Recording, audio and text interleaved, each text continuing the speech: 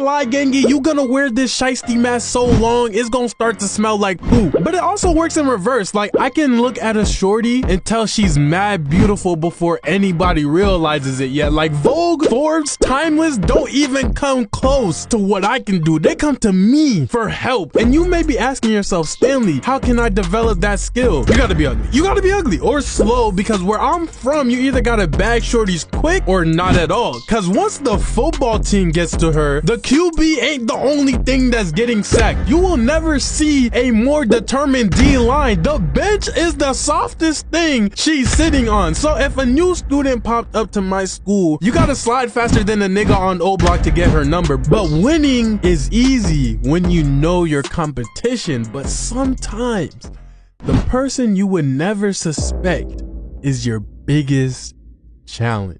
I'm in gym class and I noticed a new face in the class. She had a black person's facial features, but she had curly dark red hair and her skin was white. Her name was Aaliyah. So I'm like, okay, let me go up and talk to the new student. But then I remembered I am not that guy. I still shake when I ask waiters to fix my order that they messed up on. So in the smoothest way possible, I said, excuse me, so sorry, you need to go by here.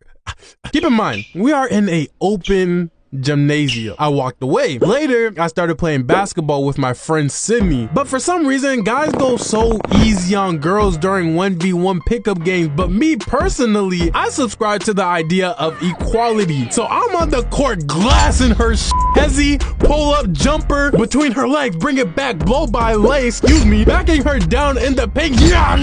Hit the weight room. She's a baby. But eventually, one of the missed shots from our basketball games ended up rolling towards Aaliyah, so I asked her to throw it back at me, and that is ironically the closest I've ever been to getting twerked on. She gets up, hands me the ball, and then continues sitting on the floor. The ball continues to roll over to her like 4 times throughout the class, and every time it did, we spoke a little bit more and more each time. This will go on for like a couple of class periods until we eventually just became friends. And the way I am, before I allow someone into my friendship circle, they have to pass my vibe check for like a week or 2 weeks straight. Any shady or shiesty business I see at all and it's strike, you're out. And when someone finally passes my vibe check for long enough, I can finally bring them to meet the friend group. But I'm not dumb enough to bring her around all my athlete friends in school, okay? I'm trying to wife it, not donate it. So I bring her to my girlfriend group. More specifically, I brought her to Sydney, and it was a win-win situation. Her parents were more comfortable with her hanging around a boy and a girl all day. She makes another new friend, and I got a free wingman, or women, men in this situation, whatever. Our friendship goes on like this for a while, but Sydney and Aaliyah stay outside more than a nigga who just bought Nike Tech. I don't go outside nearly as much as Sydney and Aaliyah did, so sometimes they hang out together without me. And by sometimes, I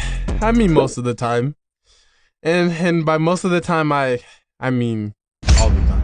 But it's fine, they just shorties being shorties. They probably talking about how much Aaliyah has a crush on me right now as we speak. Maybe I should call them and see what the vibes is like. They probably just like at a movie or something. And as time goes on, I noticed this pattern, this betrayal. Like, I built this friend group by myself. They had me in my room like, I built this me, brick by brick, and I'll be damned if I let you tear it down just cause you don't like the way another nigga talk. I go to the school the next day, I'm on hots. I'm looking around for my foamies, which is fake homies. They not in the cafeteria, so I go to my friend Jay. I'm like, yo, Jay, have you seen Aaliyah and Sid? Oh, yeah, they went outside the A building doors. Outside? In the morning? They don't drive to school or even have a car. The A building door had 2 purposes: to either get you from building A to building B, or to go to the parking lot. Man, when I tell you I headed to the A faster than a stripper with the OnlyFans account, I'm literally running because deep down, I was getting a feeling that something was off. Boom! I bust outside. I look to my right, and I see nothing. I'm like, dang, that was kind of stupid. I'm not gonna lie.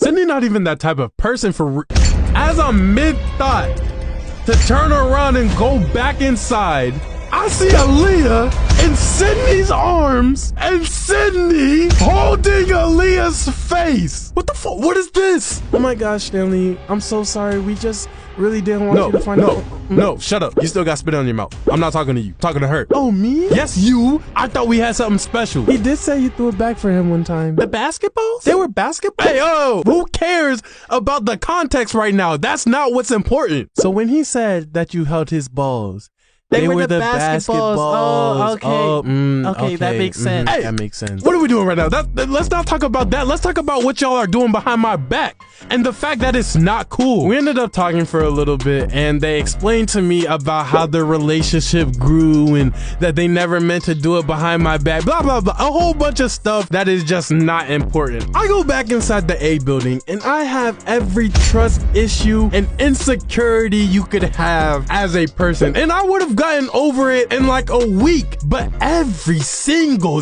day I have to see them eating each other's faces in the parking lot, in the cafeteria, in